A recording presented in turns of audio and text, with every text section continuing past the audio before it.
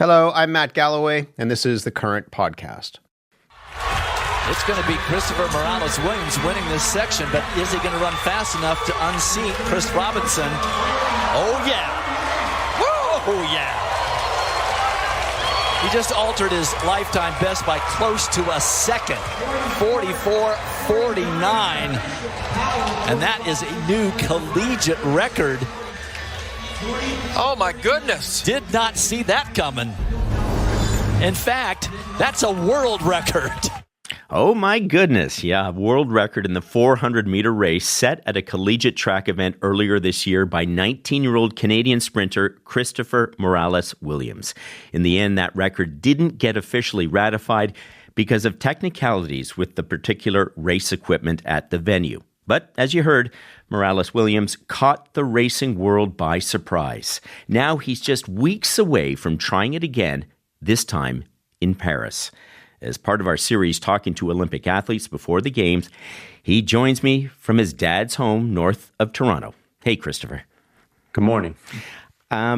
Great story of the story behind the story about that race is that you were sick and you actually threw up the morning of that race. Is this become sort of part of your training regime now? You like just to throw up before a big race? I don't like to throw up, but I do. Every time I'm about to run really fast, I'm always sick.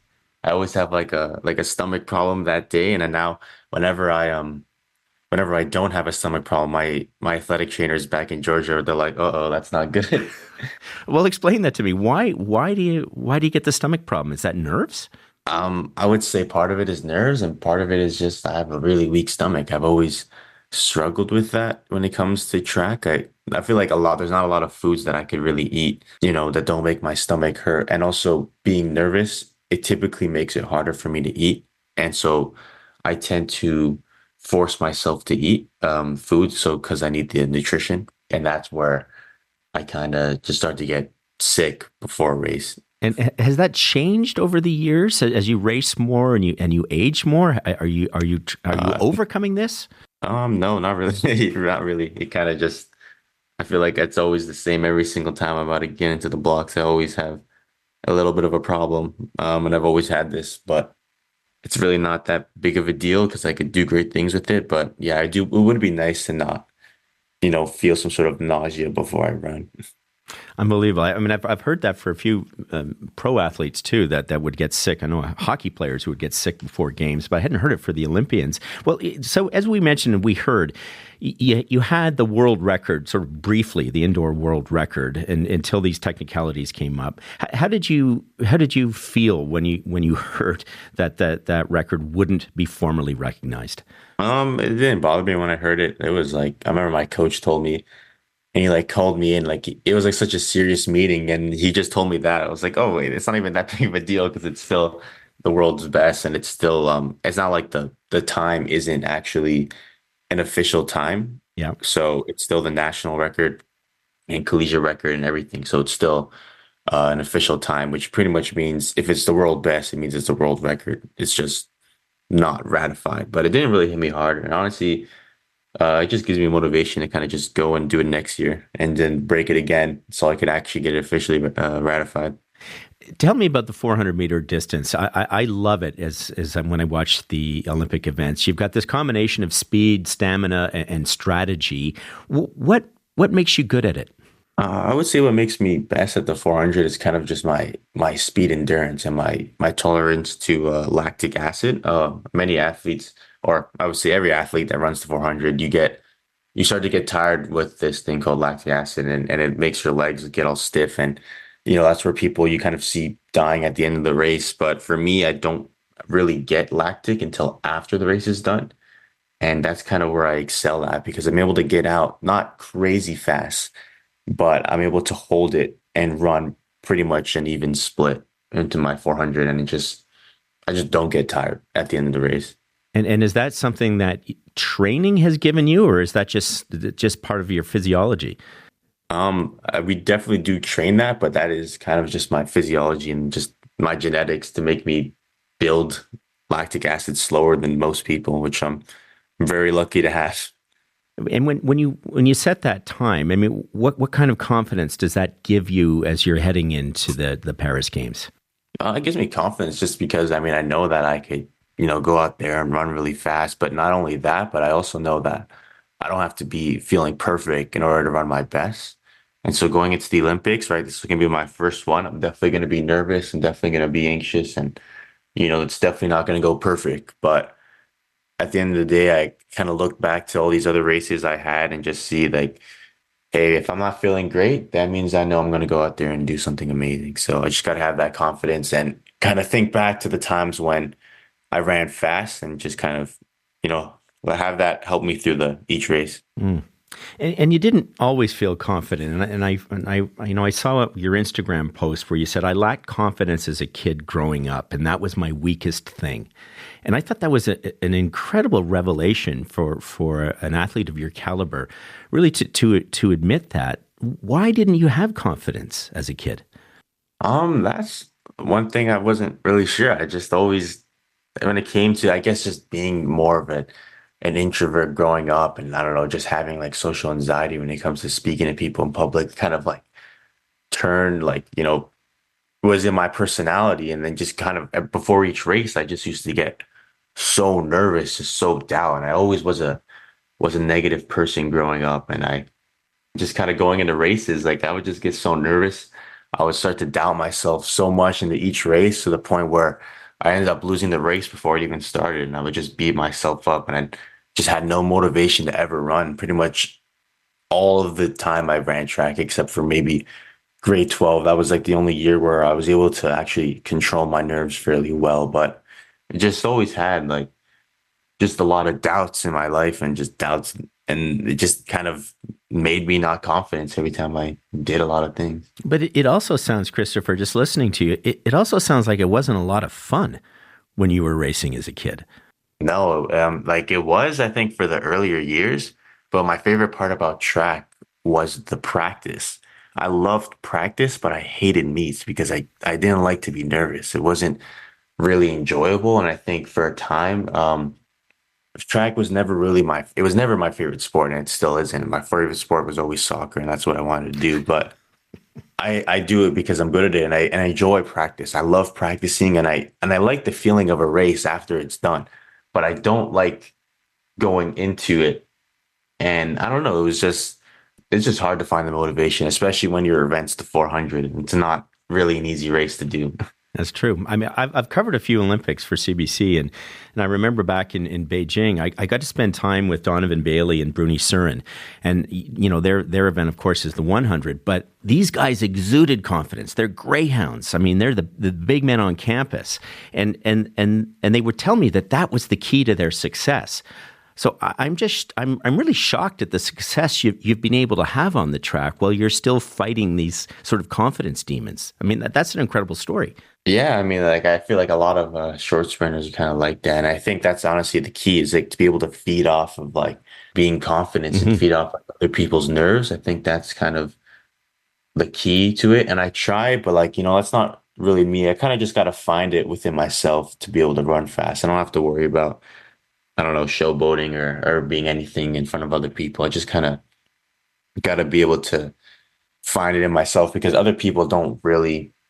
When I warm up, I'm in my own little bubble. No one really exists when I'm there. It's kind of just me, and that's it. And I know you're a big supporter of the Kids Help Phone, and partly because of your experiences. What do you want kids, especially kids who are involved in competitive sports, to understand about how they can deal with the pressure that they're experiencing?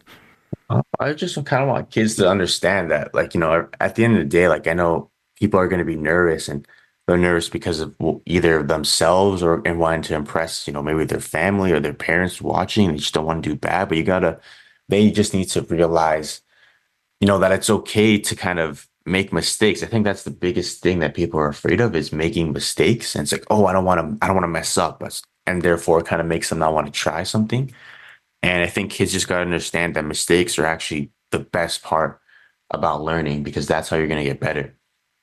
And so don't try to take it all on yourself. Have other people support you. And like, you could even try this by they could text the number 686868 to talk to somebody, and kids could kind of, find someone else that may be going through the same thing. And that's how they're going to get better in their sport. And just, the best thing is to really just have fun. You're doing the sport because you like it, and that's it. Don't worry about any of the other problems. Just have fun. You talk about the support from family, and you lost your mother at a very young age. You were 15 months old when you lost your mother. And I read somewhere where you said you were just sad all the time. You didn't know how to be happy, and you got tired of being sad. Did you find that running, not competing, but the running itself, was that bringing you some joy in your life? Yes, it was. There was a joy when it came to just kind of running fast at practice, but even during the COVID years, where I would just run by myself, it was kind of just like a way to kind of distract myself from like the real world. I would just kind of go out there and go for a run, and it's just like that feeling of working hard and gaining something. It just feels good, and that's why I like the 400, because when you do easy practices, you don't really know how you got better. But when you do like a hard practice and you're on the ground and you're throwing up, that's when you know that, like, oh yeah, I gave it my all. And it's kind of like that satisfaction of growth is, I don't know, it's just kind of like made me feel good, brought me joy into just, that's kind of why I like doing track. It's just like practice. I don't know, made me feel really good about working hard. You mentioned the pandemic. You're 19 years old, so I mean, your prime high school years were really impacted by the pandemic. What effect did that have on your training or your commitment to excellence when you were living through this pandemic, the isolation of the pandemic? COVID had a huge impact on my training. It was only grade 10 when it happened, and pretty much lost an outdoor season. I lost the indoor season in grade 11. Had a very, very short outdoor season that year as well. It was like I ran like 3 times. I had no training. And grade 12, I had no training, but I did compete indoors and outdoors, but I had no training for indoors. So, but it was, it was hard just going through it. But like I said, I would just kind of run on my own. And for the first couple of months, I didn't even know what to do. I would just bike around because I couldn't even run on the cement because it was hurting my feet and my shins. And so after that, I kept running. I would run in grade 11 in the snow and like the cold, freezing weather, like negative 25 degrees, blizzard, and kind of made me feel like, oh, maybe I actually do like track, or maybe, like I really actually want to do something. Because before that, I didn't want to go to school for track in grade 9. I wanted to just be an artist or something. But going over the pandemic, I was like running, and I was like, I actually kind of missed this, and it kind of allowed me to find the fun in track again. Going into grade 11 and 12, I found the fun. I was like, yeah, I actually want to do this. And, it also made me see like how hard I work, because I just kept going at it. It didn't matter how cold, it didn't matter what time it was. I would run at like 9 o'clock at night. Did you have moments though over the years where you wanted to quit, where you may have told your dad, I'm done, I'm out, I'm finished? No, I never really wanted to quit. That's the one thing. I don't like quitting. That's never been a fan of that. COVID would have been the biggest year to do that. Absolutely, but yeah. It just didn't hit me out. It actually made me want to do track even more. So it was like the opposite. But yeah, no, quitting is just not something that I like to do. I hate quitting. Tell me about an electronic reminder that you'd set up in your calendar, set for January of 2024. What did that say? Oh yeah, so this was in grade 10, and I can't remember which year, but it was before COVID was happening. It was just in class, and I put a reminder. Don't know what I was talking about. I think I was just looking at the Olympics, and I was like, okay, I'm going to put a reminder for my future self in 2024, and it's going to say, you better be going to the Olympics. And I mean, even though I don't know why I put it in January, because I wouldn't even know if I was going to the Olympics, but reading that, I was like, oh yeah, you know what? I think it's going to happen this year. Well, it's happening, all right. Yeah, now it's happening. I wish I put a reminder for like July, but oh well, I put it for January. Well, tell me about the Olympics, and with all your sort of mixed feelings about competing. This is the biggest show on earth. So How are you feeling as you get yourself prepared for going for gold in Paris? How do you feel about that? I'm feeling good.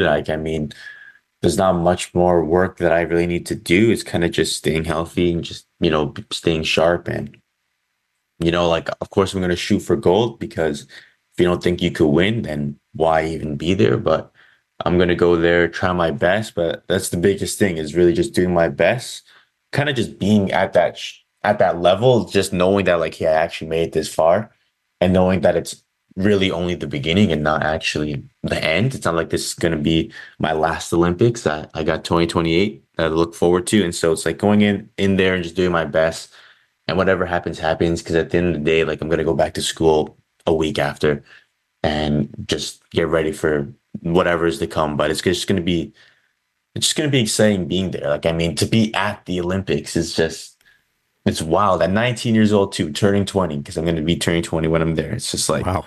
Man, I actually can't believe I made it this far. Well, do you have to do any kind of, I know a lot of athletes, they get the sports therapy. Given the fact that it is going to be such a huge stage for you, and you've had some issues in the past dealing with that, are you doing that kind of training? I'm sure your body is ready to compete, but what about your mind? Are you doing added training to prepare yourself for the pressure of Paris? I don't really have anything lined up, but I did do a lot of that training, in the past. That's kind of how I was able to figure out like confidence and stuff like that during college and university. So I would see a sports psychologist, a school sports psychologist, and we would kind of just talk about that. And, he's kind of the guy that let me know, like, hey, don't be so negative all the time, kind of be positive. Or if you're going to be negative, it's fine, but you have to have a balanced mindset. I just going to keep, repeating that in my brain going into the Olympics, because at the end of the day, like the NCAA and SECs, that was, yes, Olympics is way bigger, but at the time that was huge for me, because I never did that before. It may seem like a huge difference, but it really isn't. No difference than going to, I don't even know, I guess my first OFSA championship in grade 9. It's like, yeah, it's so small compared to the Olympics, but it's not like I went to anything bigger before. Right. So it's really like, it's like going into any major championship for the first time. It's just, it's a big environment, haven't experienced it before, but you run the same way that you do every single time. And the 400 meters is still going to be 400 meters. It's not going to be 401 or 420. It's not going to magically change and nothing's going to happen. It's just going to be the same boring race that I've been doing my whole life. So. same boring race in front of the world. Yeah. It just sounds like an average day for a 19-year-old kid. So what goal have you set for yourself for Paris? My goal, like my kind of main goal, is really just like get podium. I think that's like, a good enough motivation to kind of just get up there and do my best. Yeah, like that's it. Get podium and, hopefully gold, or just finals really. But those are kind of like the goals, and then just kind of see what happens. Just go play with these guys, these older men, and kind of show them like, hey, I may be young and I may be from Canada, and there's not a lot of us in the 400 men's because it's been a while, but kind of just show them, like, just represent the country, see what we could do.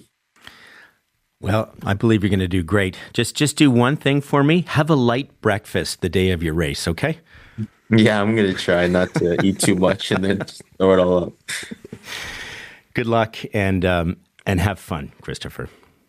Thank you.